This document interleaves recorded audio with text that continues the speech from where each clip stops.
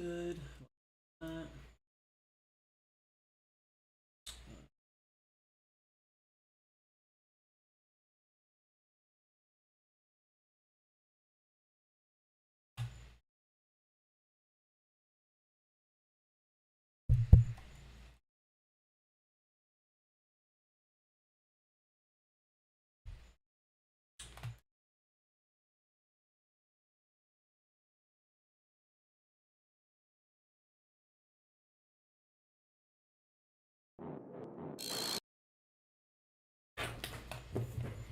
Prop up this bad boy so it doesn't overheat.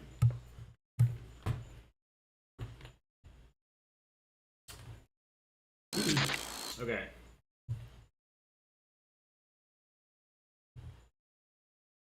Feeling good now.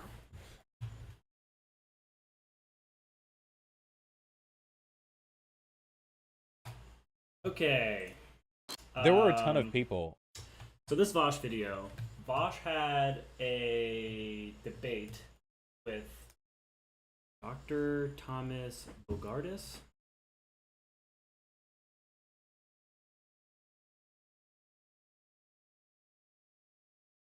And it didn't go well for Vosh. Vosh admitted to not preparing for this debate. And Dr. Bogardus is a PhD. He's a philosophy PhD. So this guy knows his stuff. He came prepared. He started out with a little PowerPoint slideshow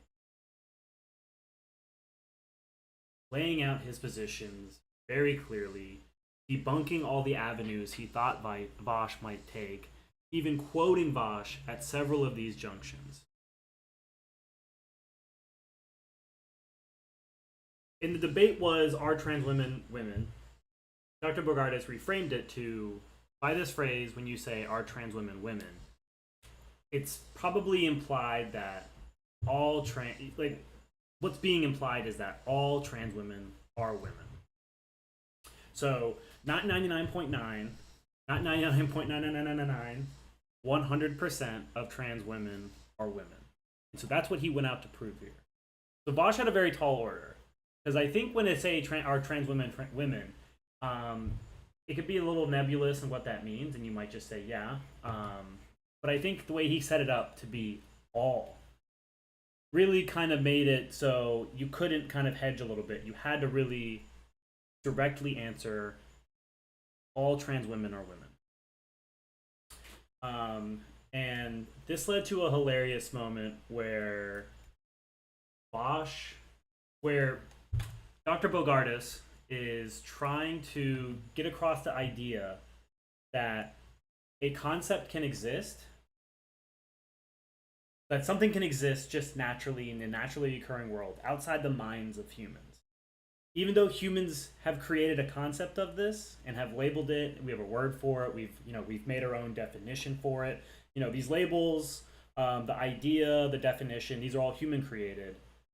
But these things don't really dictate what this thing is. These things that humans created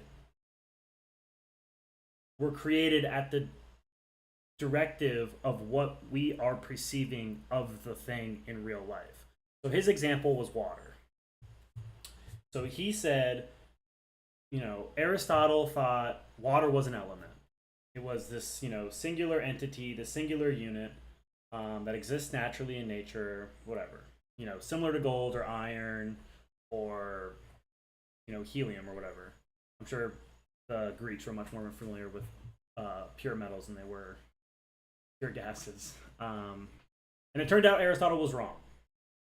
Even though the label water, their understanding of what water is on a layman level, right? Like Aristotle had the same layman understanding, or maybe I should say everyday understanding of water as we do. Because in our everyday life, we don't need to know about water being H2O. That's not key information. It doesn't really inform us to do anything in our day-to-day. It doesn't help us, wash the dishes, take a shower, flush a toilet, drink a glass of water. So Dr. Bogardus was trying to get at that idea of just think of the concept of the thing outside of human definitions, human labels. And Vosh proved he was unwilling to do that. It's unsure if he was up in the comments. Unsure of why he didn't really want to do this. But we'll get into it. Because Vosh made a response, further building on this idea. This is kind of a two-part video where he talks about there's been a lack of debates from Vosh. I have some speculation on why that might be, but I think it's important to first set up this because I think I have a feeling this debate might have kind of informed some of this because this debate didn't go well. And it went, to be honest, it didn't go well for Vosh, but it went a lot better than it should have. Because this Dr. Bogardus he's not a debater, he's not coming on here to dunk on people. And if he did, I'd probably look bad for his job because he has to somewhat stay respectful. We came on here to really kind of let the ideas do battle. Let's keep sophistry, rhetoric, all this other stuff out of the way. So when Dr. Bogardus was trying to explain this idea of something existing naturally in the world, such as water, which is H2O, outside of human conception, there's just this thing that, regardless of human existence, would be here. And he's trying to get that idea across to Vosh. Vosh wasn't willing to take it, and so we get this kind of weird interaction.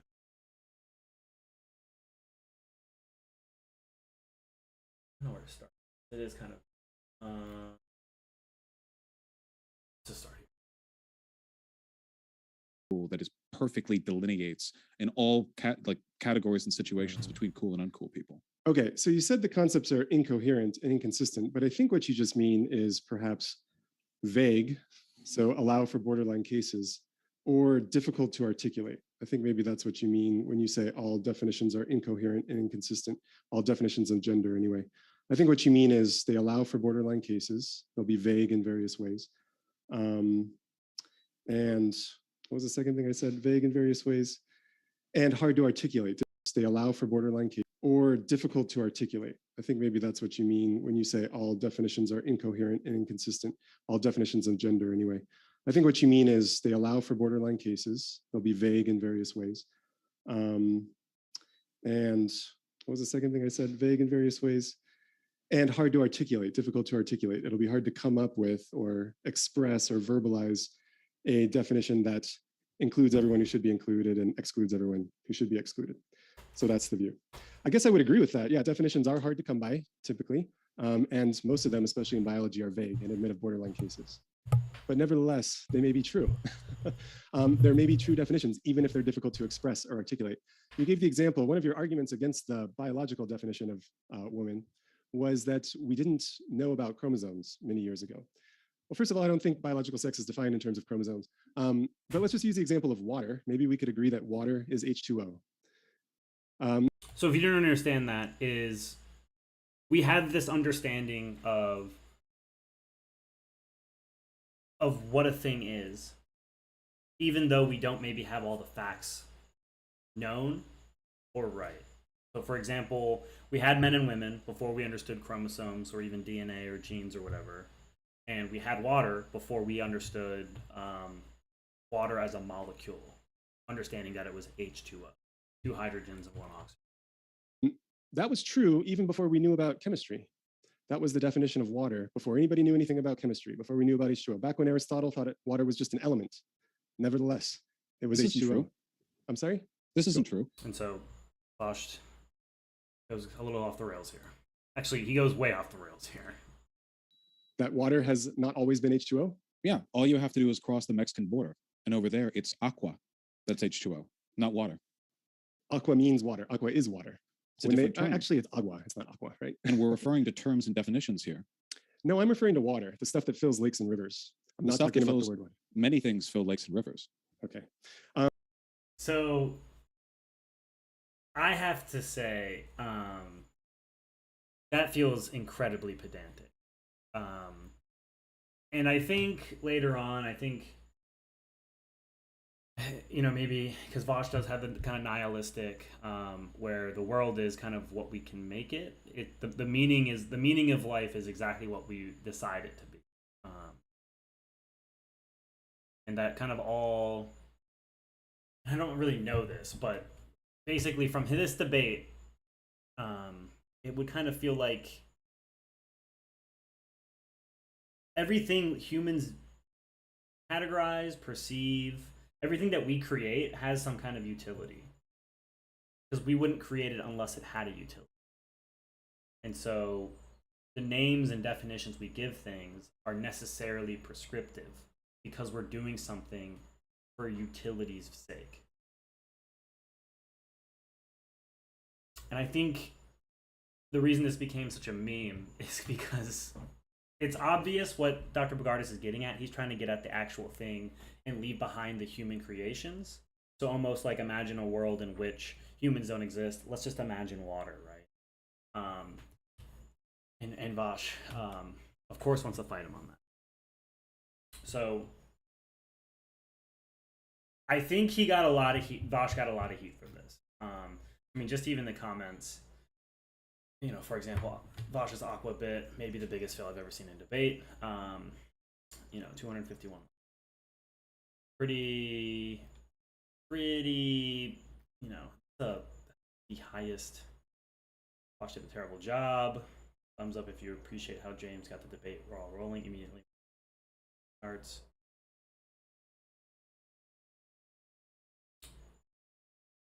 Debate style is extremely infantile. As in orbit, but to show how dumb and big are. So I think you can say whatever you want to say about modern day debate. Its audience, I would think its audience is fairly neutral because they host debates from a wide range of things.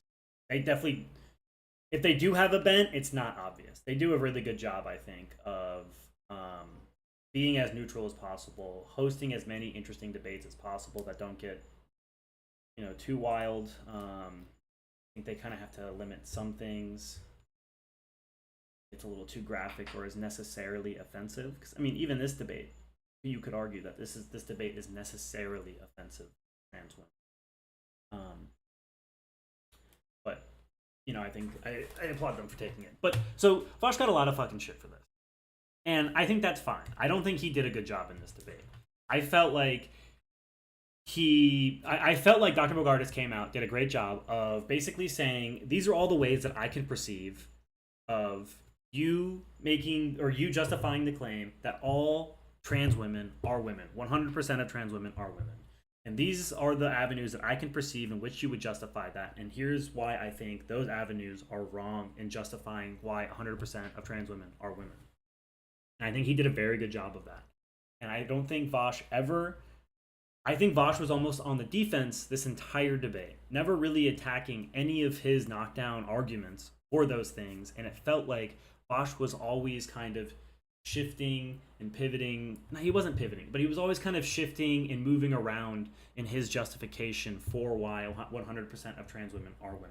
I think Vosh really struggled with this debate, and I think a big reason why he struggled with this debate is two reasons. One, I don't know if I've seen every Vosh trans debate, but I've seen a lot of them, and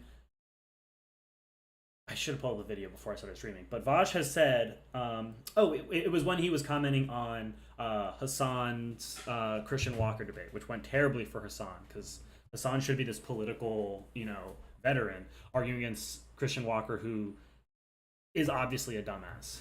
And Hassan struggled incredibly so to handle Christian Walker's, you know, basic, dumb, anti-trans arguments. And Vosh said, you know, the thing you should just do is ask them what a woman is. Because obviously defining what a woman is incredibly, incredibly difficult. Like Dr. Bogardus said earlier, the definition of a woman, even if we were to go by just looks, like what does a woman look like? It would be incredible. It would be, You know what I mean? But it somehow internally we all kind of know. Like if we were to only use he she pronouns, I think most of us could within at least 90% of the human population across the globe and even probably throughout time would be able to accurately tell if a person was a man or a woman. I think we'd be able to do that with pretty good accuracy. But I think it'd be very hard for us to define what a woman is that would capture 90% of women. I mean, it'd probably even be 95, maybe even 99%. 99 or 95% of women across the globe and throughout time. But I think we could still do that. We still have that process, that accurate process in our head. And so, yeah, Vosh didn't ask for him to define it, which is, usually a staple of Vosh to do that, because then he very easily will kind of show the weaknesses in their definition and work from there and just kind of basically justify, like, hey, it's very difficult to define a woman. So it doesn't really make sense for us to impose what a woman should be if we can't even define what a woman should be. Because then we're imposing these like weird restrictions or roles on something that we're not even really sure what it is. So why even try to contain it and force it to be something that we aren't even sure we know what it is? And I think that was really good advice. And I think Vosh usually does a really good job in trans debates, but he did not do a good job in this one. And I think it's fine to do bad in some debates or whatever. But another big reason that's, I would say, much less forgivable is Vosh did no prep for this debate. Admittedly, he said so. He said, I'm going into a debate with a PhD, a philosophy PhD, and doing zero prep, which, very bold. I applaud his bravery. But Dr. Bogardus he has many published papers out about his positions and his arguments that he essentially lays out in the beginning.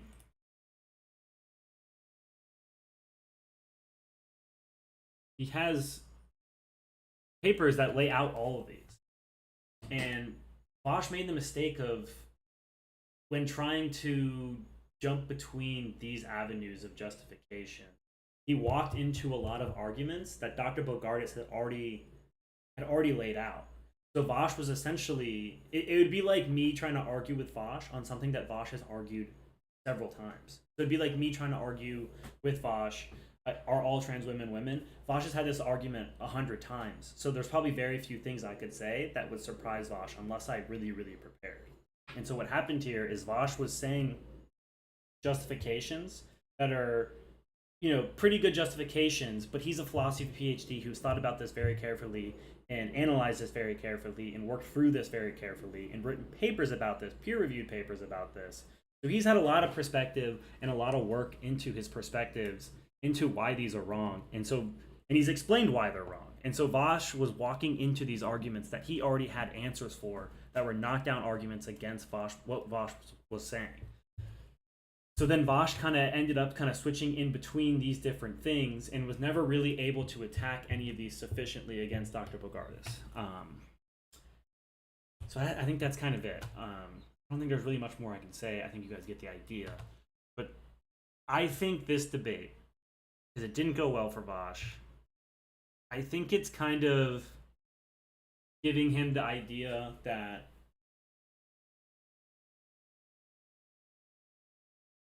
I think Vosh is very much in a rock and a hard place with debate right now. Because I think he's kind of at that level in the space where there's not that much people his size that he wants to debate. Like, he doesn't want to debate. He won't debate Destiny, as far as I understand. And maybe he will, but it doesn't seem like he will. He had a debate with Rose Wrist that didn't go well, or he didn't like it because he felt like Rose Wrist was Fed posting. He also took a question from Destiny. He didn't love that. So I just don't know who's out there for Vosh to debate that he would enjoy debating, where it could be contentious. Because Vosh has also stated that he has a rule about platforming people who he finds very disagreeable, and so. There's I think even Mr. Girl would be too disagreeable for him. And Mr. Girl, although was very spicy in that first debate he had with Vosh, I think he's not nearly as reprehensible as a lot of people, I think, in Vosh's community and Vosh himself believe him to be. Which, I mean, I think is fine, because Mr. Grohl was really creepy in that first debate with Vosh. But I think there's just a lot of, the red pill people, alt-righters, Nazis, you name it. I think there's a lot of those people who Vosh feels very uncomfortable platforming, because Vosh is on that kind of radical left where a lot of people in his circles believe platforming is very irresponsible. I did the video with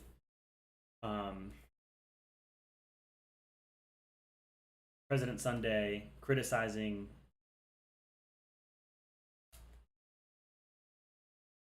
Destiny, even though his main critique of Destiny was that he's not just debating with them, he's being too friendly with them so they can be charismatic and capture an audience like that, which is fine. I don't think that's that terrible of a thing, but a lot of people will say that even you just debating and doing a pretty good job of debating these people will still be platforming them. You're giving them space to breathe, you're giving them an audience, and thus helping their career. So you platforming someone means, a bad person, like an alt-righter, racist, whatever you name it, gets an audience, they get money, and they can further their political projects, their political ideas, which we believe are bad and are hurting people. So thus, you're helping them hurt people, which is not good. And I don't agree with that idea. I think Vosh should debate a lot. I think he's really, really good at debate. And so I think he's kind of running into this weird spot in his career at the level he is, where if he's going to be that selective about who he chooses to debate, they're going to be hard debates or they're going to be dumb debates. We had that debate with Alex Stein about drag shows, which is just a kind of a dumb debate. Josh did okay in it, did fine in it. But it's just like nothing of note, because I think at the end of the day, that's not really something anyone can argue about. You're not really saying political ideas. It just felt like something that, nothing coming from this really matters, which is fine. It's just not very exciting. I don't know, and maybe that's just my opinion. I didn't find it very exciting. It just felt like, okay, who cares? And so I think a lot of people in his community are looking back at Vosh's old debates and kind of pining for that old Vosh, where Vosh used to, really dunk on a lot of people. Used to kind of seem like it was like a real political project where he was discovering these far right ideas and just destroying them and kind of helping us all see why the right is so bad and why like the left is so good, and giving us the tools for us to use against the right in arguments online, in person, whatever. But it doesn't seem like he does that much anymore. It seems like he does much more react content, which is fine, but in my opinion, it's more boring. I think debate is very fun to watch, and it just doesn't feel like your ideas or your resulting ideas aren't gonna be nearly as good unless you're debating, because it's very easy to debate against something that can't push. But let's get into this idea, Vosh's idea from yesterday, addressing the lack of debates and refining the Agua argument. That I saw, maybe not a ton, I'm over exaggerating, I'm being a whiny baby. There were a decent number of people in the Discord and in the comments under my last couple of VODs who are complaining about the quality of my streams lately. There are some criticisms that I understand, and there are some criticisms that I really, really don't get. In terms of general, presentational style, charisma, being funny, stuff like that, I feel like I've only gotten better. Totally subjective, by the way. I know I don't scream as often as I used to, but consider that a gift to my roommates, if nothing else. That's just me being considerate. I feel like I have to disagree with that, because I would say Vosh's funniest moment was with the non-compete. That's easily the hardest I've laughed watching Vosh. I don't think I've ever laughed that hard again. But that also just might have been like a golden moment, not necessarily like an average indicative of that era of his. I feel like I feel like in those respects, it's been pretty uphill. In terms of like the content that I do, it varies a lot. You know, I know people miss the debates. I do want to get back to doing debates. You know, it's just very difficult to get like the really spicy stuff sometimes. It can be tough. Especially since I'm sensitive to like the like crazy grifters who are just like it does not like they don't give a fuck about what they or I say. They just want to be on the stream for the attention or notoriety. So, an example of this is when I was covering the President Sunday, getting upset with Destiny. When President Sunday debated Destiny about platforming, President Sunday's example was Demon Mama made a big stink on Twitter to Destiny. The argument was pretty dumb. And Destiny thought, I'll have her come on stream, kind of destroy her, because I'm willing to bite all these bullets, and I think these bullets aren't that bad, and I think ultimately Demon Mama looked foolish. But Demon Mama is an expert at, kind of the circus of debate. She's good at making it very contentious, very fun, very high energy, very like loud, kind of, like a train wreck basically. So nothing gets solved. Maybe even things get worse. Nothing gets, there's no good ideas that get fleshed out. It's just kind of, two people yelling at each other, and it's fun to watch.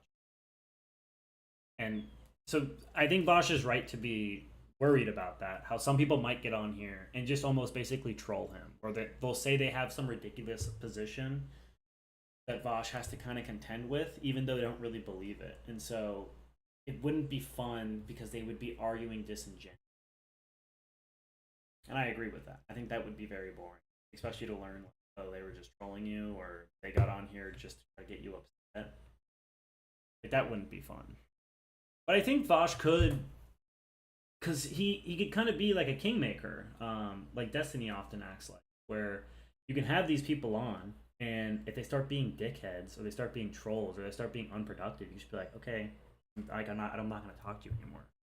You know what I mean? And I think he should really exercise that power. Maybe he believes that'd be unbecoming of him, but I disagree. I think I can agree with that. I wish I could debate with endless people all the time myself, but obviously I can't because I'm way too small.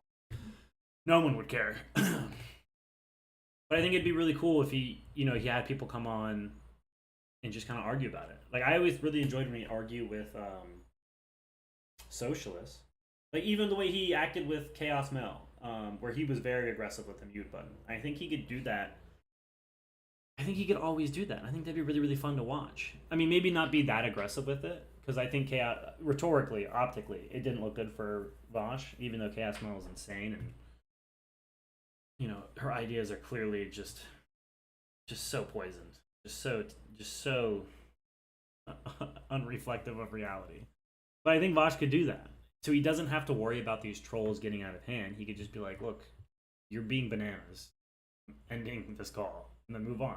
Like he did with Mr. Girl. Because Mr. Girl definitely did with his first debate with Vosh. Maybe first and only debate with Vosh. Definitely started saying some weird stuff. And it was just like, yeah, I don't want to engage with this. This is making me uncomfortable. I think people in my audience are getting uncomfortable. I choose to leave. And I think Vosh is well on his right to do that. It would just be nice if he did that more. And I don't like that shit, I don't want to give those people the time of day, because it's like I'm not doing anything there except for being the platform that they use to get attention. Yeah. Yeah, I don't really like the group debates either. The hippy dippy ended, and I don't think that'll affect me that much, because I don't think I was going to do stuff like that much more anyway. Because oh god, this feels like so conceited or whatever, but it's like Republicans are literally laying the groundwork for ending democracy. And then it's like, all right, time to talk with a bunch of other people, 3 of whom are, because they had to be found to provide the debate, like 3 of them are just like arbitrarily evil or have like the objectively wrong take on this. And now get in the 4-hour Thunderdome where you do nothing but signal boost their positions for comedic and entertainment value, I agree with that. I think panels are just often very bad. Unless you have Because you'll see this when Vosh would go on panels, and you'll see this with Destiny. They're both very well respected, well known. So I think a lot of people will just shut up when they're on panels and they're talking. But then you could get someone who's like deciding to be brave to say, "This is my chance. That if I can like really call them out, Vosh and Destiny, you know, if I can get them to target me and they'll talk a lot and everyone else will shut up, it'll give me a chance to just kind of have a back and forth with them." Which undoubtedly that'd be incredibly annoying. And just it just feels like panels where you'll be going down a line of argumentation and then someone else is like, "Oh, I want to say something, but it was from back then, so now let's do this. We're going to go in reverse and talk about this." And then you kind of lose the momentum of your argumentation. So it just doesn't feel productive. It feels like solely for entertainment value without really ever fleshing out any idea better than just a surface level engagement. You know? And you're like, and the only thing that I feel like when I'm sitting there is like, I'm trying to think of like a good comparison or whatever, but it feels like whatever kind of performative theater it is, it doesn't feel like an appropriate kind. Like if these were on totally like meaningless subjects or stuff that wasn't that like pressing right now, I think it could be more fun. So like, for example, the idea of having like a group debate convo but with like some other lefties about like some contentious left debate issues, I think that could be fun because I don't feel like I'm providing a spectacle out of giving attention to them. It feels like a kind of fucked up like reverse minstrel show where the group that's suffering is not the group that's being minstrelized, you know? And it's like conservatives are up there with like clown pants and like giant hats or whatever, and they're like dancing and I'm throwing tomatoes. And then I look back and like the people who are suffering aren't the conservatives, it's us. Because conservatives are getting to do what they like to do most, which is wear clown pants and dance while tomatoes get thrown on them, you know? So like there's no harm, and it's not like a 9-person debate is like the avenue for me to provide my best arguments on a subject, you know? Yeah. That's always going to come from non-debates, you know? Yeah, fuck, I don't know. The one debate we did recently that I'm really fond of in retrospect was the debate that was with that professor dude who was anti-trans women or whatever. Because there was an argument that I got out of that I've later refined. So he's talking about Dr. Bogardus, and he's going to bring up the Aqua argument. And I feel like the argument is like a perfect argument now. I feel like I have it down perfectly, right? You know? Which argument? The agua, when I aguad all over his face. What argument? The trans water? Okay, but it's like a better trans water argument, okay? Here's the argument now, as I understand it, okay? So, transphobes often argue on the idea that woman... And he's not really referring to the trans... When he was talking about the trans water, he was talking about deuterium, which is an isotope. An oxygen isotope.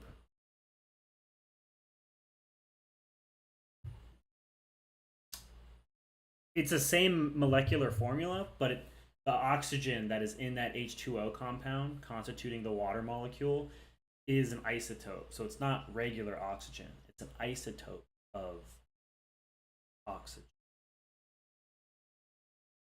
And it has slightly different properties. So it's not really water. That's why we call it heavy water. But whatever. Is like an innate set in stone concept referring to like gametes or something, because they can't say like it's when you have like tits or pussy, because you can grow tits or pussy now, you can do magic, you know, whatever. It's like gametes and chromosomes or whatever, you know, like an innate thing. And then so naturally my argument is like, okay, well, what if there's more social utility to including people who are like Blair White and a woman? Like if So this is where I think Vosh was fundamentally in earlier why we saw that breakdown. When Dr. Bogardus brought up water, you know, in it filling lakes and rivers, Vosh said, that's not true. You go across the border and you find agua, not water. And so I think that was the fundamental, and apparently still so, the fundamental disconnect between the two. Where Dr. Bogardus' whole thing was, how can we work to get closer to truth? For example, and he said this in the debate with Vosh, that Aristotle thought water was an element, not a molecule. He just thought it was something, you know, like gold or iron. That it was just this pure thing that was consistent throughout. It was just this one thing. And Dr. Bogardus' argument was, if we thought for whatever reason that there was social utility in that designation of water, that it's an element and not a molecule, H2O, would it be right to say it doesn't matter what the truth is? We're going to leave it here because we believe this is what's best.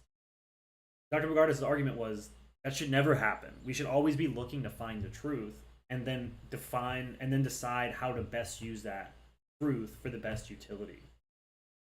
And so I think what Bosch isn't this is crazy to me that Bosch is saying this here, because I think it just shows a real lack of understanding of Dr. Bogardus' position, where Dr. Bogardus really just wants to get to the truth, you know, using logic, largely just using logic. And it seems like Bosch is still trying to do the prescriptive definition thing, where he's saying, you know, what's going to maximize our social utility, and trying to frame it through the water argument that Dr. Bogardus did. But that's not really the argument Dr. Bogardus is making with the water, where Dr. Bogardus is just trying to make the argument that water would exist outside of humans, regardless of our definitions, labels, conceptions, ideas of water. It would still just be water, and it would be the water we know it, you know, largely. It just wouldn't have our understandings or conceptions of it. It would just be its thing. And so it's just weird that Bosch is still going back to this whole labels thing, where it's not even the original argument, and it was never about social utility. If you can get people on a very basic, like, gatekeepy trend. And I think that also just might be, I think Bosch might be a little bit, I'm not going to say that. Okay. Trans-medicalist acceptance of women as part of an argument in favor, like, that's better than total like rejection of trans identity, right? Like, something, you know, like, okay, so if people who are totally pass as a woman can be considered a woman, then maybe, like, what about here, and then you get people to the total, like, arbitrarity of the concept, right? But the argument is this, okay? So the argument is about, like, the semantic and totally arbitrary and flexible nature of language, and it's about water. Okay, are you ready for it? Okay, so imagine you have two people, right? It's me and it's you. The chat is, like, collectively a person. You're so handsome, congratulations. Okay, and I'm like, hey, do you want this water bottle? And you don't trust me, so you're like, what's in this water bottle? Why are you giving it to me? And I'm like, oh, it's just water, don't worry about it. They smile and hand you the water bottle. Okay, and you're like, okay, and you drink the water bottle. All right, now here's the thing. Okay, here's the trick. I lied to you. It's not just water. Inside that water bottle are actually several parts per million of trace minerals that get added to every water bottle produced by that company to promote teeth health. You know, there's like a little bit of basic mineral additive to maintain proper flavor and dental health. Now, jokes aside, if I pointed that out to you, did I lie to you when I said it was just water? Like really, right? So when I said it's just water, did I lie? In a semantic sense, no. No one in reality would ever say that was a lie. No one would ever say that. I mean, there are people saying yes right now because I'm, like, playing it up for the sake of the argument, but, like, in reality, no human would consider that a lie. Like, nobody's ever, like... So it's, I mean, I think we would agree it's technically a lie if you knew that. But I think, see, this is what I think Bosch isn't getting. When Dr. Bogardus was talking about water, that's why he said H2O. He wanted to bring it to just this. Because if I put a glass of water in front of you and say it's just water, you're going to assume, your understanding of that will be, it's just like any other glass of water. This is just, you know, your everyday water, which might have things in it. Where you're not really, like, in the social understanding of it, you're not lying. That's kind of how we encounter water in our day-to-day life. But if you really wanted to say, what is water? You wouldn't say, water is this plus minerals, you would say, no, water is just H2O. Nothing else is water. Only this is water. This is the water we know and we define as water.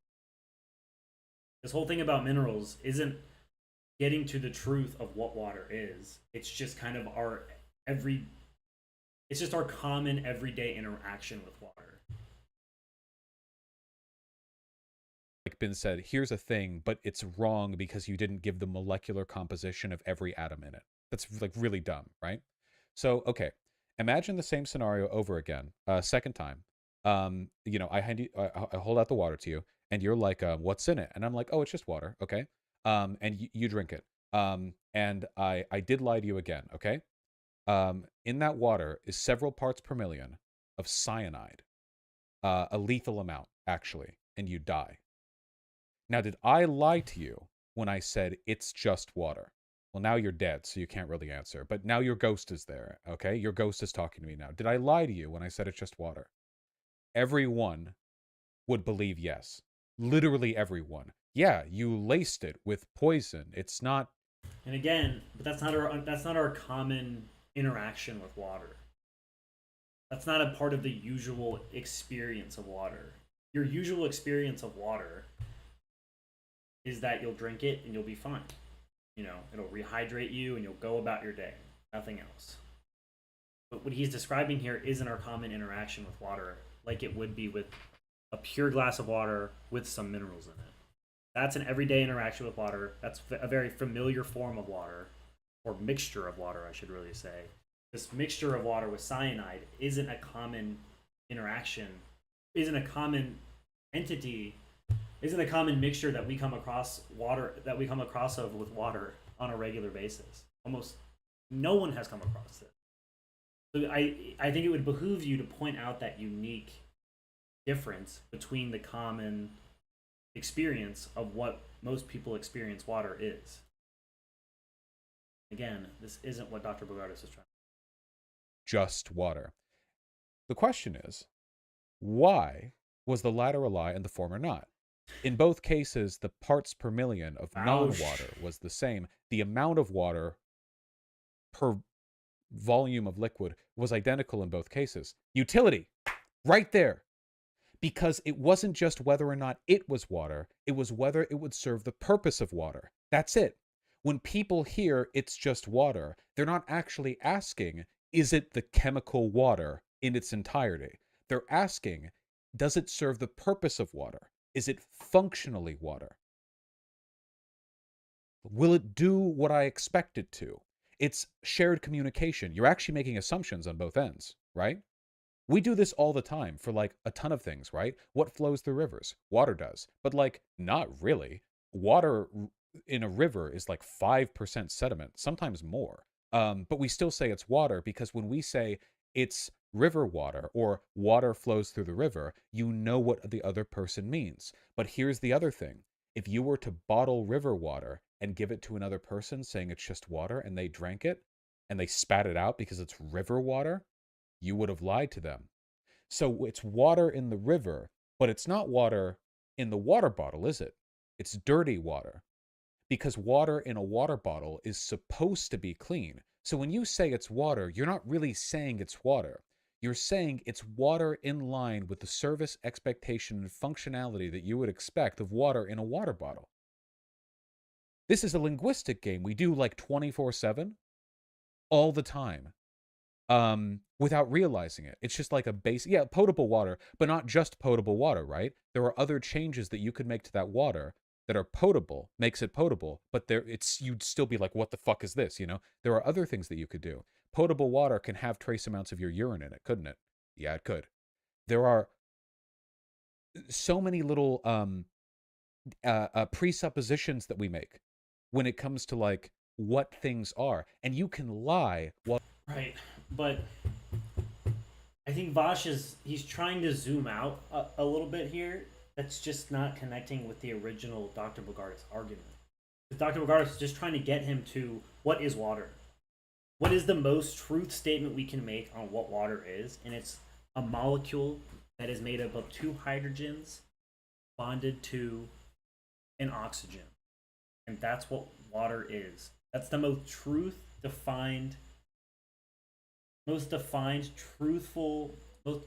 definition of what we know water to be. We didn't come up with that based on some perceived utility, even though you can. But that's just how we perceive water to be. And there's nothing influencing that. That's just, to the best of our abilities, that's the most truthful interpretation of what water is. Purely what water is. What he's doing here is more, he's backing it up into the linguistic game of, you know, common parlance and like how we kind of interact with each other, and, you know, use words as models to impart meaning, even though if it's not perfect meaning that we had in our heads, because the words that we use to convey an idea isn't always perfect, and it's often imperfect, and so there can be confusion there, and we might talk in generalities and majorities instead of talking about, you know, exactly what everything is that we're trying to perceive, because we, you know, it might just make sense to say what's in this water bottle, it's water, when it's 99% water. But obviously, you know, what, as Vosh said, there is like that kind of function idea where if it tastes like, if you pee, if 1% of it was pee, you probably would want to know that about water, because that's going to significantly change the flavor and probably disgust you if you drink it. But that's not what Dr. Bogardus is getting at. While telling the truth. Can't you, right? What's that in the river? Water. True. What's this in the water bottle? Water. False. This is river water. But those would still be true statements, because the water is in. Because he's getting into these different. Because it isn't. This is just like. I'm just gonna let him go. Let him go. I think this is remarkably Go off, interesting. Roush. There are no like firm lines anywhere here. It's just like an abstract language game. Now, with all of this being established, woman refers to gametes and hormones. Okay, and again, this isn't what Dr. Bogardus said. Dr. Bogardus said this for female and male, because that's what sex is. Said in that video, in that debate with Vosh, that what is sex? Sex is what we define in biology to be something where there is two members or two categories of a species, and if you took a member from both, they would both have the gametes to produce offspring. Because what sex is the combining of two gametes to intermix their DNA to produce an outcome that has DNA from both parents. So by definition, two males can't produce a baby, two females can't produce a baby. And so, but a male and a female can, so thus there's that categorization. There's no other category, there's no other dimension or perspective to view on it. It's just male and female. Those are the ingredients you need, assuming everything's functioning properly, both healthy candidates can produce an offspring of DNA mixed from both. The man and the woman thing is something different. I don't want to say entirely, but it's a different argument, because there's less of an obvious fact of a matter that there is for sex as a category and the function or the activity that dictates that category. Does that make sense?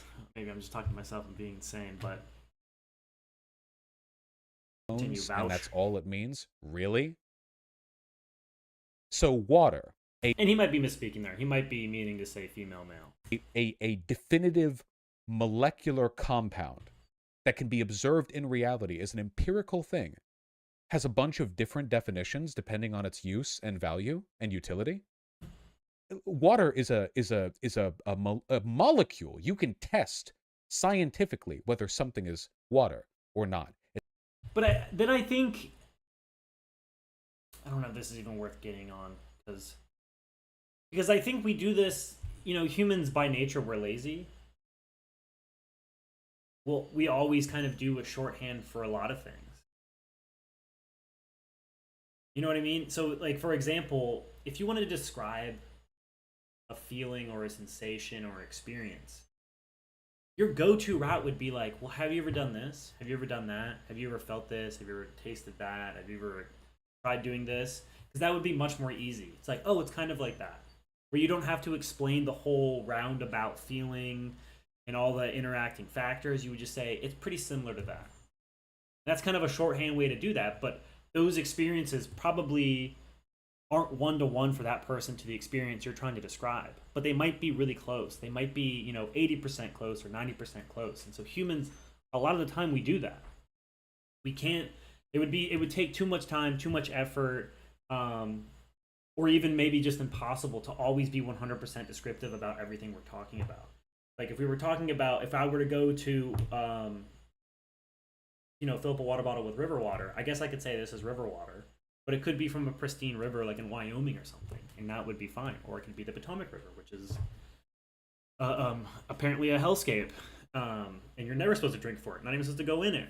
And so those are different, and so it would be Potomac River water. And so we're just adding on more and more descriptors to describe what this water is, to describe what the experience would be to someone who were to drink from this water bottle. But oftentimes we're very lazy, and we only want to really, we only really break our threshold break our threshold to not be lazy if we feel like there is a good utility that'll come from it. So if someone were to give you just a regular Dasani water bottle, I don't think they need to give you any other descriptions because you've probably had a Dasani before. But if they gave you another one that's river water, you would expect them to be like, hey, this water's from a river, because you're obviously probably not going to like it, and that's something you'd probably want to know, and that I think most people would agree that you would want to know. And so it would break that kind of threshold of, this is worth me spending energy on, and to not be lazy, to inform them of that this is river water, this isn't just any regular water. It's not some arbitrary concept like, a woman refers to some things. No, water refers to water. That's what it means. And still, even with water, it can be this like really contextual language game. But with woman, we're just supposed to believe it's like, oh, it's biology and that's that, It's just this, Now, you can't always make this argument directly to a conservative, but you guys, is this not valuable? For me personally, I think understanding this is a phenomenal tool in the understanding how to break these like linguistically prescriptivist conservative arguments. I think that's it's very powerful. Again, like you can't just like sit a conservative down and do like the 5-minute rant at them. I do think you can do some back and forth though, because you would ask them the questions. Ask them, am I lying when I say this is water when it just has the trace minerals? No. Am I lying when I say this is water and it's got cyanide? Yes. Why? And here's the thing. They cannot engage in linguistic prescriptivism without while still answering that question. You see? Answering that question, how something can be true or false when describing empirical molecular structures depending entirely on utility, and only being asked. So I get this is a good argument from Vaj. I totally get where he's going with this. I agree. I don't think this would really fool that many, because I think at that point, see, this is interesting, because then I think the conservative, if they knew Vaj and they knew his technique, they could just be like, okay, then you tell me define what a woman is. And then we would just be right back to what Dr. Bogardus was talking about, where he would have to go down one of these things, and it would hopefully take it out of the linguistic game, and you'd get down to these like logical avenues through which you could justify all trans women are women. Where it seems like currently in this perspective, this line of argumentation, it's much more of the linguistic game. Because if I were to ask you, define water, I think if you wanted to give the most truthful, exact definition of what water is, it would just be H2O. Asked whether something is water, they cannot answer that without cracks opening in their argument.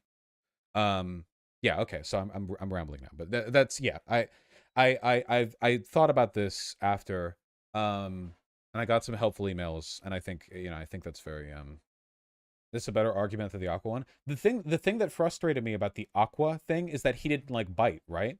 Like language doesn't involve perfect translations from culture to culture. They're like different words that we translate between different cultures can mean different things in subtle and Yeah, but there's no way Mexicans have a different conception of water. English speakers, right? If you were to ask them like, if you could speak perfect Spanish and you were to describe water without ever saying agua, I think you could be like, hey, what hydrates you? What do you shower with? I think they would be like agua, and you would be like, wow, is it just by perfect chance that Mexicans through some wholly novel pathway have come to the same understanding as English speakers of water? Probably not. It's probably that water has these properties that informs humans' usage of said water. sometimes really obvious ways. So like if the definition for a woman translates into woman for another culture or another time period, but that version of woman has different parameters, like how do you say which one is objective and which one isn't, you know? The only point that I was trying to arrive at, which he didn't like engage with. So again, this is what I think caused this argument. I mean, this would be really hard to deal with no prep. Is Dr. Bogardus wasn't really trying to say there is an objective way to do it. He's almost saying that you just can't do it objectively, or we don't have the tools yet or understanding, or maybe he thinks he does, but my understanding was that Dr. Bogardus' whole thing was there's really no objectively we can't ever make this all trans women are women and it be a true statement. Because it's really hard to be objective in defining what a woman is. That's the issue. And we may not know that, and we may never know that. But the whole point of Dr. Bogardus' argument was that Bosch had made these claims for why all trans women are women and why those are logically wrong. And Bosch was unable to knock down those arguments. I don't think the arguments he's making here in this video are really addressing those arguments from Dr. Bogardus. Because I think he's literally like a hardline definitional prescriptivist who doesn't believe words can change, which is insane. No, I think.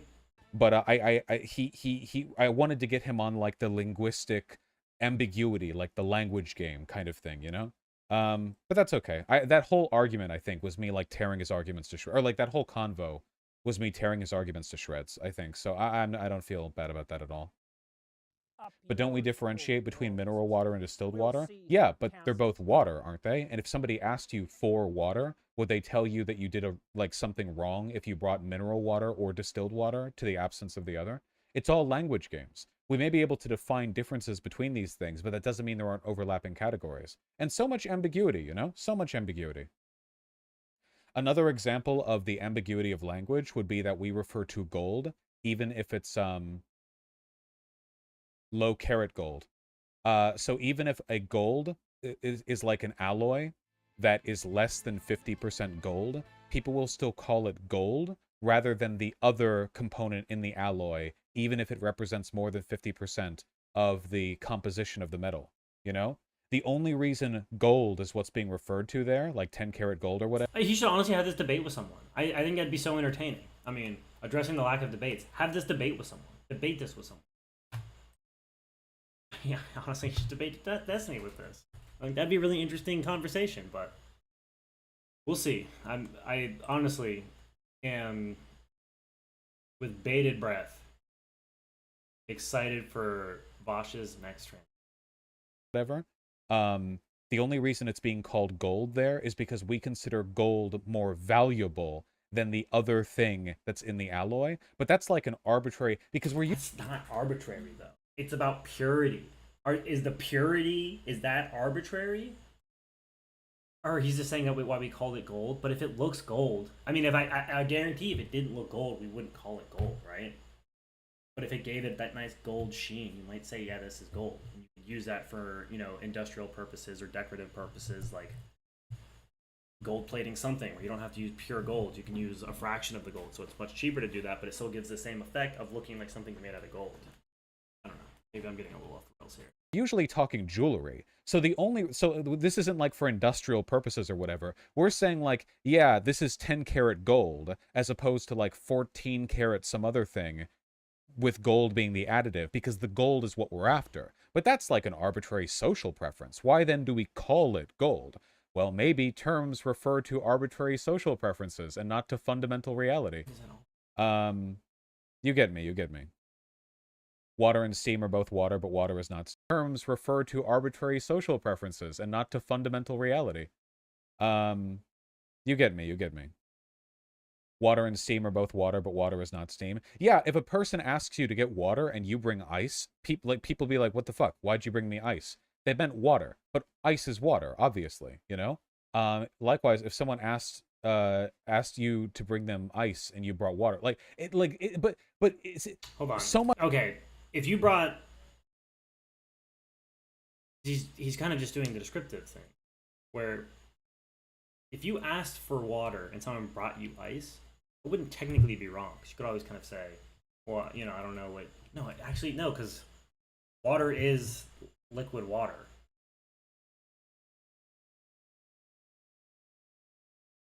And ice is literally water plus a certain temperature, or water at a certain temperature and state. So if you ask for water, or if you ask for ice and they brought you water, they'd be like, you chose wrong. This isn't right. If you had the choice, if you had the ability to get me ice and instead you brought me water, you did a bad thing. You did the wrong thing. You should have gotten me that fucking ice and you got me water. Much of language is not about objective reality. It's about common understandings. Read Wittgenstein. I swear to God, this dude was on the ball for like everything.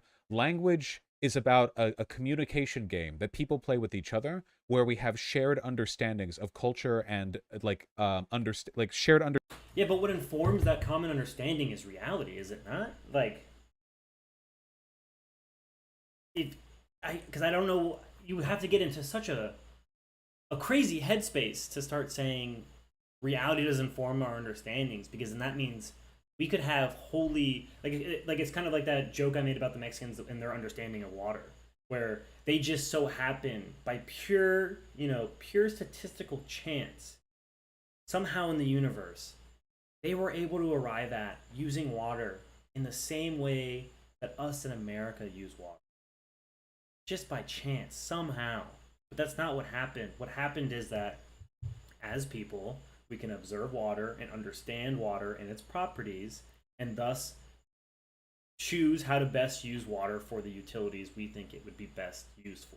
So like showering, toilets, drinking, cooking, whatever. So we're understanding the same reality of water. We're not the reality of water is what's informing our understanding. And so our understanding, as well as Mexicans, we have a shared understanding there of water that is being informed by the reality of what water is in our reality. Understandings of culture and environmental context, and we use that to implicitly, quietly agree on things that are loaded presuppositionally in the terms we use to describe them. I think, again, that's just the shorthand. It's too time-consuming, too effortful, or it's just, for us to do this, it would just be, there'd be no return on it. I'm trying to save myself some time here. I don't want to tell you and explain to you very in-depth, why there is 0.00001% minerals in this water when it's not going to affect you at all. It's not going to change your experience at all. So why would I spend my time doing that? And I guess that goes back to the utility thing, but I think at a certain point we have to understand that we can hit a threshold where it becomes important to understand.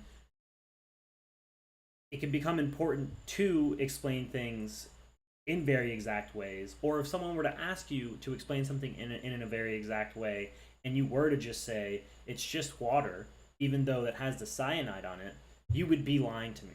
You wouldn't be being truthful. And that would be bad, because that wouldn't be the truth. And what Dr. Bogardus, again, is trying to get at, is he's trying to get at the truth of the matter. Where does a river begin or end? Well, you know what? I have no fucking idea. How long is the U.S. coastline? Is it Is it like the west coastline? Is it 1,200 miles if you just draw a line on a map? What if you trace a line across every single grain of sand that is above the water line? You could get hundreds of thousands of miles. Which one is the correct one? It's literally not possible to tell. If you wanted to, you could break it. But so I think Bosch is right here. That's a good point, but I think you could also say what it's not. You could not say the coastline is 1 mile long. You could not say it's 1 AU long, which is an astronomical unit. It's a distance between the sun and the earth. You couldn't say it's that long. We can agree that there is a boundary here, and that boundary might be fuzzy, but there's still, and we can argue about that fuzziness, but there's still that distance there that's not that arbitrary or that fungible. We can still get there and talk about the methods we use to get there, but that's us using methods to try to arrive at the truth. Like, that's just basic science. We can argue about the methods, but what we're trying to ultimately get at is the truth. The methods we use to get to that truth may be a little arbitrary, but really what we're trying to do is just maximize predictive ability in yielding what we believe to be the truth. So you couldn't say, you know, someone maybe has some sophisticated satellite and the way they're doing it or whatever, or they're doing every little inlet, all that stuff for the coastline, and you're just saying, I just walked up all of the coast with a ruler and just kind of went, you know, one after the other. That's how I did it.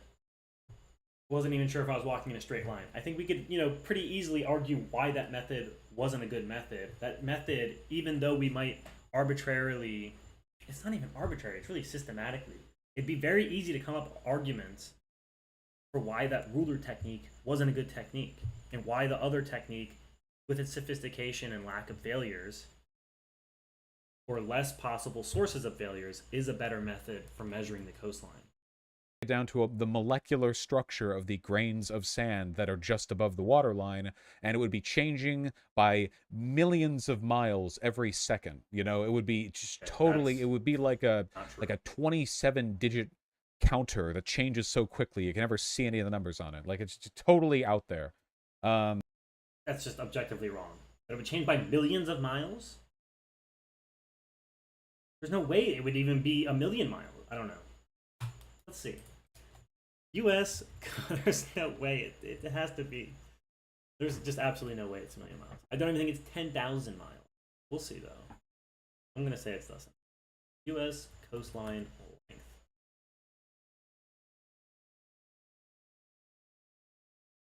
Ooh, way over 10,000. Almost 100,000. Off by almost a factor. Yikes. There's just no way to know. Okay.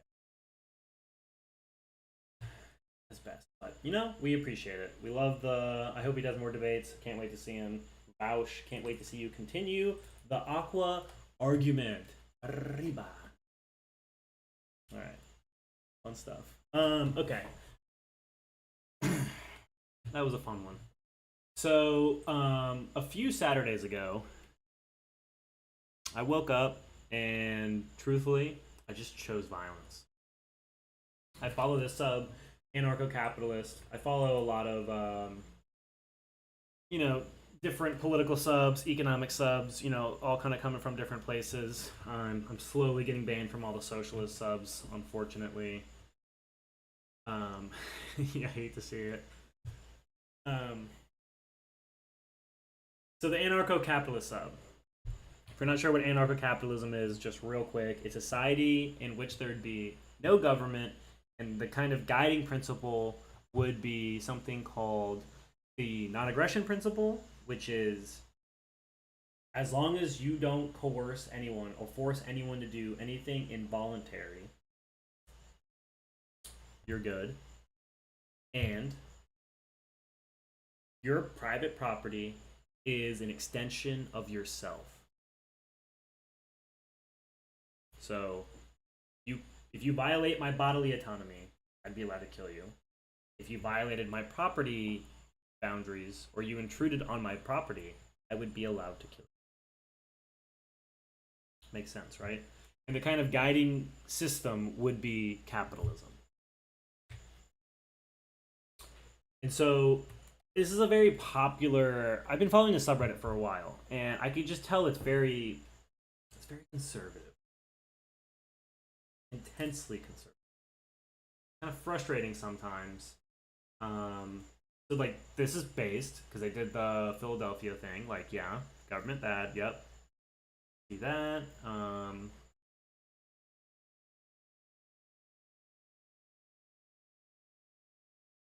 A lot of times it's kind of bashing on Democrats.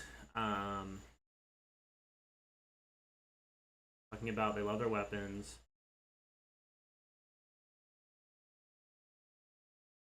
Test positive for COVID. It has minor symptoms.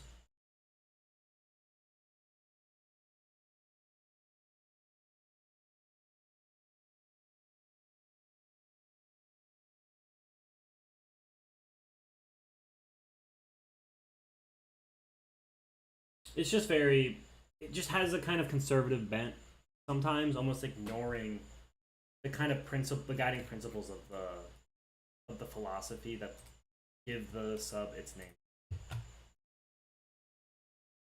Because I believe, maybe I'll make my case for why abortion would be justified in an anarcho-capitalist system, and it's really simple. So, in an anarcho-capitalist system, you cannot be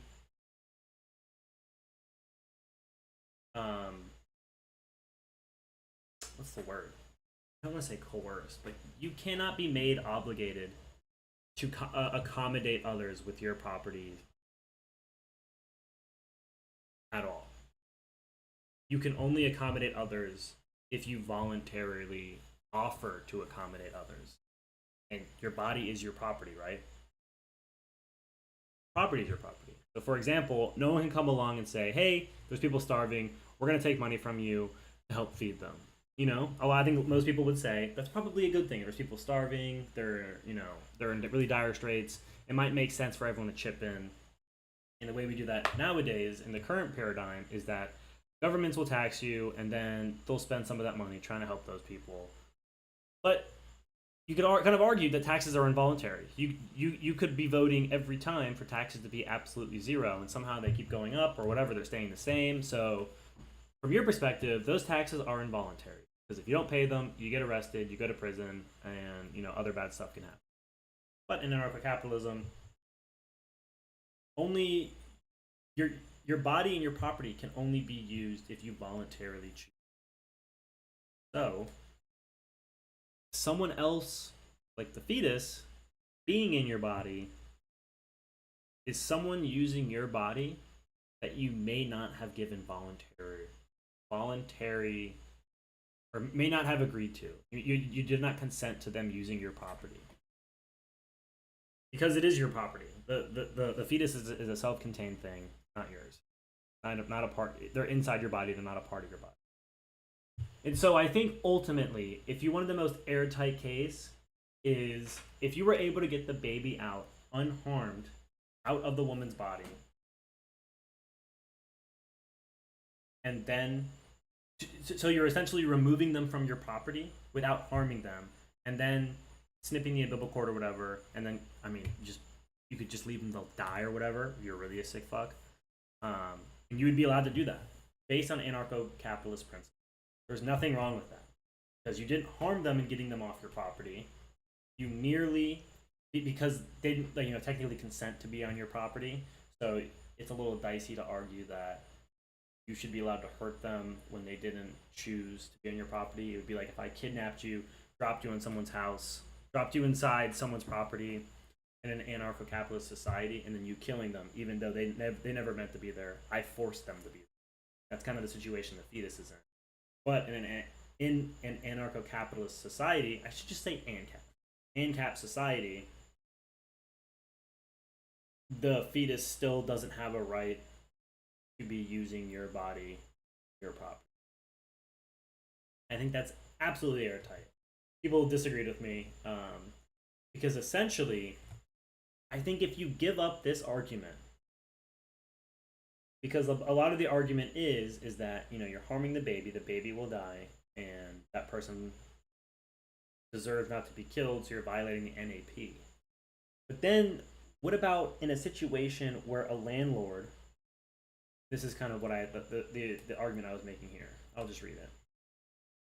I've seen a fair bit of anti-abortion sentiment on this sub, which is baffling to me. If one's own body is their property, one has the right to dictate who is in or on that property, given sufficient recourse. So a landlord could not use violence against a tenant if the tenant's rent is 1 day late. However, if a tenant had continued failure of payment and refused exit from the property, the landlord would be justified using violence to remove the tenant. In the case of an unwanted pregnancy, the fetus is violating the property rights of the mother. There is no other recourse for removal by the mother, so abortion is justified from an ANCAP property rights perspective. Only 43 people agreed, the rest downvoted. I got 0 upvotes on this. Sad. So there seemed like, which I appreciated. A lot of people, kind of did this thing where they said, I don't like it, but you can't force others. You can't dictate what others can or can't do with their body, with their.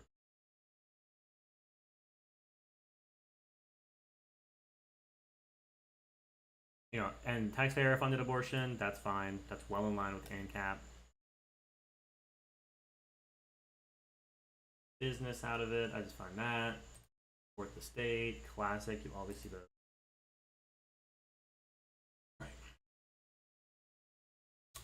So this is kind of where I think the conservative instinct kind of comes into play when it comes to this.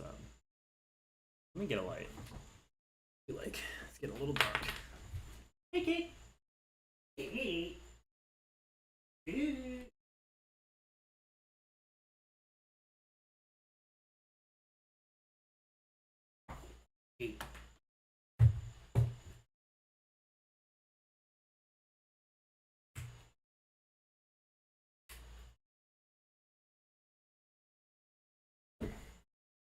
Now we're bruising for bruising.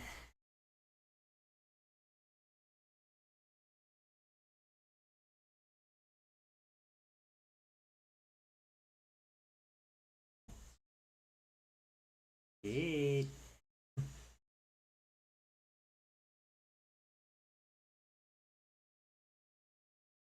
Yeah, and I just felt like no one was able to really kind of justify. The only thing that I think, the only hypothetical I couldn't really answer definitively was, and this is kind of an outrageous hypothetical, but I appreciated it nonetheless, is if, say, you live at the top of a mountain and all around your property is sheer cliff face. So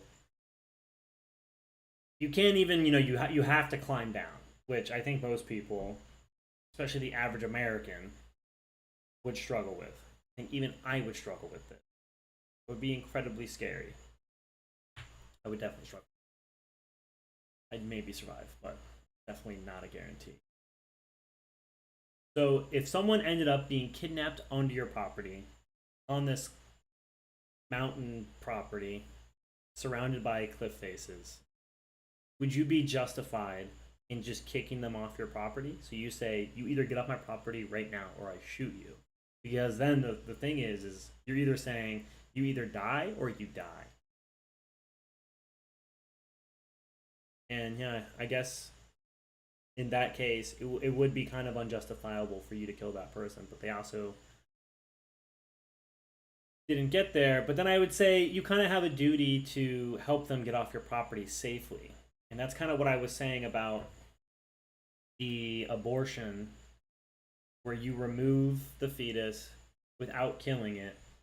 You just kind of get it off, get it out of your body, okay, or off your property, and then you sever the cord, even though they're definitely going to die.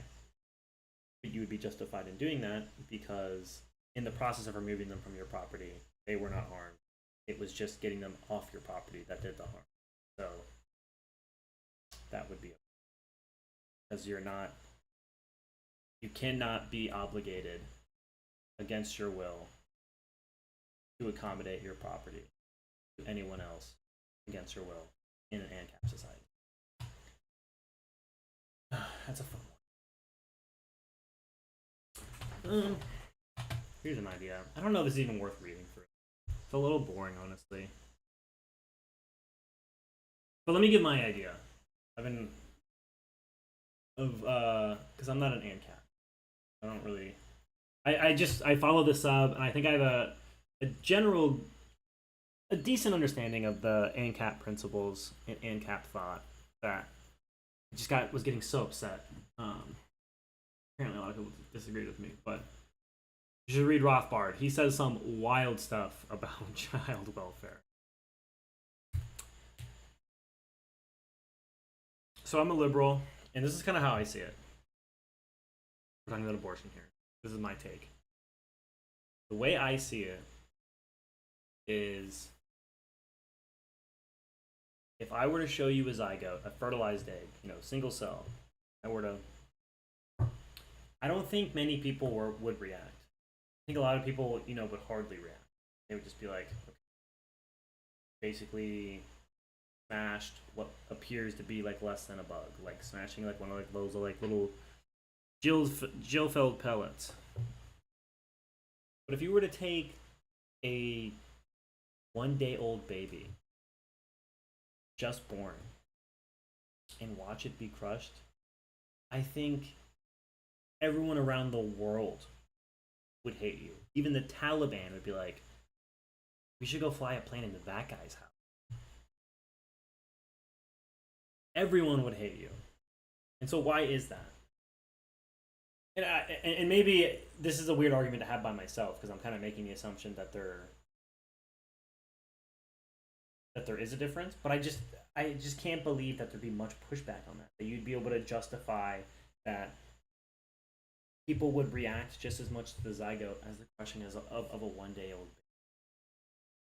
And so I think we have to ask ourselves, assuming that's true, I have no interlocutor for this, why would that be the case? And so here's why I think that's the case. And I think it's because we think that there's like something fundamentally important about human life. And what makes human life? I think what makes human life is our brains. Right? So in between that zygote in the 1-day-old baby, I don't think it's arbitrary. And what I mean by arbitrary is I mean truly arbitrary. Because we were watching that video earlier of Bosch, and he kind of says arbitrary as if like there's some level of choice or utility or human intervention where you could choose one thing, you can make an argument about what it should be or whatever. That's not what I'm saying. When I say arbitrary, and why I mean this isn't arbitrary, what would be arbitrary is you have a pile of sand, it's 1 million grains, let's call it a heap. And then we go, let's take away 1 grain of sand. Throw that away. Is it still a heap of sand? Definitionally, yes. Then we keep taking away grains of sand until we get 1 grain of sand. Definitionally, we don't have a heap of sand anymore. When did we go from heap to non-heap? Was it halfway? Was it after I took away 10 grains of sand? Was it after I took away 100,000 grains of sand? There's really no way to say, because a heap by definition is a little arbitrary. Or not arbitrary, but it's very loose. It's very nebulous. It's just a disorganized pile of something. But a single grain of it isn't a heap, or it's a large disorganized pile. And so that would be a really arbitrary decision. If you were to ask people, I need you to choose exactly grain count when this goes from heap to non-heap, that would be an arbitrary decision. But for the zygote to baby, I don't think it is. I think it's all about the brain. Because if we were to work backwards and say, under what case would we think an abortion would be okay because it wouldn't be a person? I think it would be a baby born who doesn't have a brain. If everything else worked perfectly. Because I think if we were to, assuming survival, because I'm assuming that if the baby dies in vitro, you're going to have issues with the mother, and you might threaten the mother's life. But assuming that if we could just have one thing, just hypothetically, if there was one thing that didn't work for the baby, that didn't threaten its ability to live, or it's basically for its body to be alive. You know, what could we take away that would make aborting it okay? And I think that it only works for the brain. You could take away, you know, any of the appendages, anything, any of the appendages, any features, and we would still say yes. It's a human life, worth preserving, needs to be preserved. But I think if you don't have a brain, you may look like a human, but you won't really be a human. Because what makes a human is our brain and our ability to, you know, have consciousness, have sentience. I just don't. But fun little Reddit post. I'll post this in the description when I make this a video because it's a good one.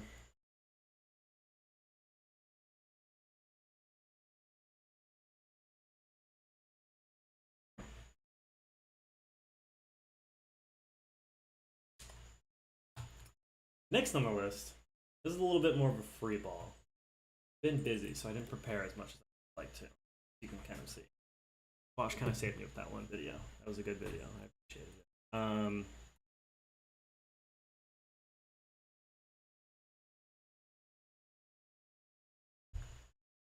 Here's an idea. Here's what I want to research. Maximum sentences. I don't know if you guys know what these are. The maximum sentences are the idea that you can only get a certain number of years assigned for prison.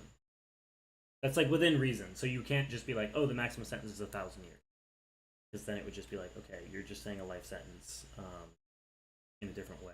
We're assuming that we'll become cyborgs and prisoners will have access to them, so they could potentially outlive their sentence. But the idea is you can't do a life sentence, and you can't do an extremely long sentence that would obviously imply a life sentence in our current paradigm. So, for example, the kind of general argument for it is this: the most basic one is that you're robbing a bank in America, you kill someone with basically no justification. Which, if you killed someone during a robbery, you're completely in the wrong. You have zero justification for doing that. Because you created this whole situation, you threatened people, so however those people act under the threat is completely on you. And so you would get life in prison for killing someone. And the fear is, for advocates of maximum sentences, is that if you're that robber in that bank, you kill that one person, you kind of have no reason in terms of jail length not kill everyone. Because you could give me multiple life sentences, but that doesn't mean anything functionally. I'm still gonna die in prison. So I might as well just go buck wild, use whatever fear tactic, whatever brutality I can, hopefully get myself out of the situation and not in prison. Whereas if we had maximum sentences, and let's say you get 20 years per murder or something like that, then, you know, and you ended up killing someone in a robbery, you might be thinking, killed one person, I really need to not kill another. At least now I only get caught for the murder charge and the robbery charge and what other maybe charges you have. Even though it's a long time, it's still kind of an incentive to not go completely buck wild. And so I was kind of thinking about this in terms of, I think Keffels made me think.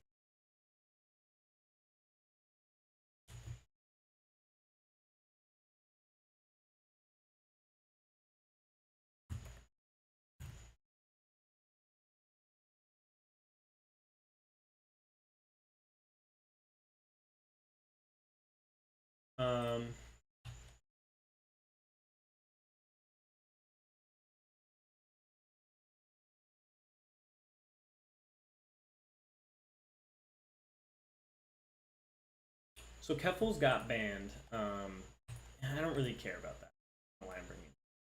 But she got banned, and it's not that important, but it kind of just got me thinking about the point of a ban. ostensibly Keffels got banned. So she got banned for on Twitch. She got banned on Twitch. Sorry, I might be making it sound like she got banned on Twitter.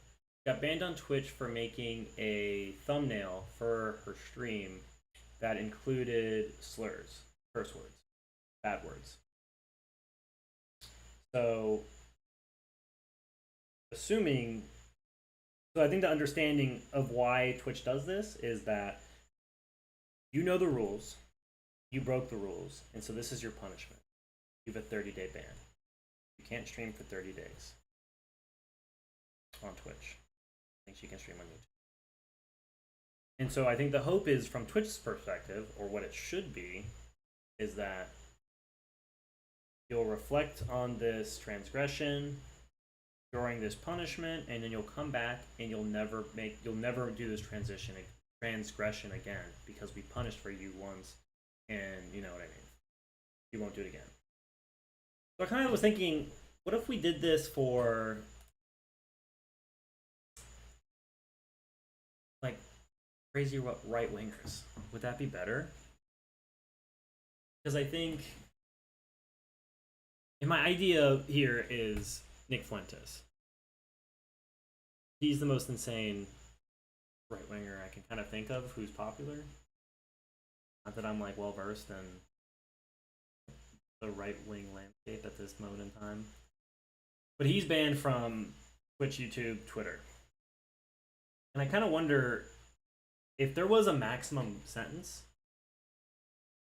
on his bans, would that help moderate, help de-radicalize at least a little bit some of his rhetoric or activity or ideas? Because the rules would still stay the same. Like, you can't go on here and just be actively racist. You can't go on here and be actively homophobic. You can't go on here, you know, whatever. The stuff I think we all agree is not good. You're actively trying to hurt people's feelings. You're harassing them. And instead of talking about ideas, you're just trying to upset people. And so Twitch, YouTube, and Twitter are definitely great platforms for any content creator, any media person to have access to. They're the biggest platform. And so I wonder if he was able to get back on, like, let's say the maximum sentence for a ban was 30 days. And you know, he might do this. He might come back on 30 days because he said the N-word. He comes back on 1 second in off his ban. He says the N-word again, and he's gone again. Maybe that would be okay. But I even think, and people might be thinking like, oh, this is giving him a chance to even do more horrible stuff. But then I don't really think so, because if you were banned once, I think the bots, in terms of moderating, would have a very easy time, because they would just be like, hey, this person's been banned before, and he's coming off a ban, so let's just, you know, like, let's have a team of bots that just kind of watch these guys, because they're liable to say some wild stuff. So, you know, he tweets something, 1 second into that, the bot parses through the text of that message, and then it's like, okay, banned again. That was easy.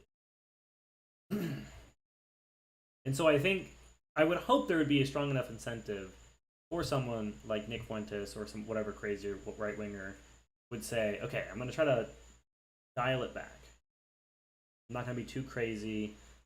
I'm going to try to gauge within the TOS of Twitter on this website, and so I can maintain my good standing and not be banned again.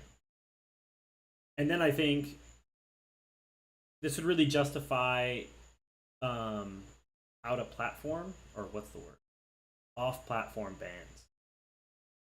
Because then you could get banned for something off platform, which Nick Fuentes probably ultimately would. And this is why it might even help clean up in those areas. And and also I would hope YouTube, Twitter, Twitch would all kind of collaborate in terms of wild activity. So if someone were to do something crazy on Cozy, which is Nick Fuentes' thing, they would be like, you're banned from all. So then he would clean up his act there, so he can maintain his good standing on YouTube and Twitch and Twitter. But I don't really know how this would actually pan out in real life. It's just kind of what I would hope. But I think it's a cool idea, right? We'll have to look into it.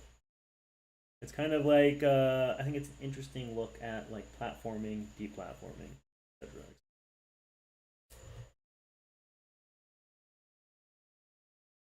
Like limited deep. I don't know. I don't. Okay. Well, that's all I have. Love y'all. Geek.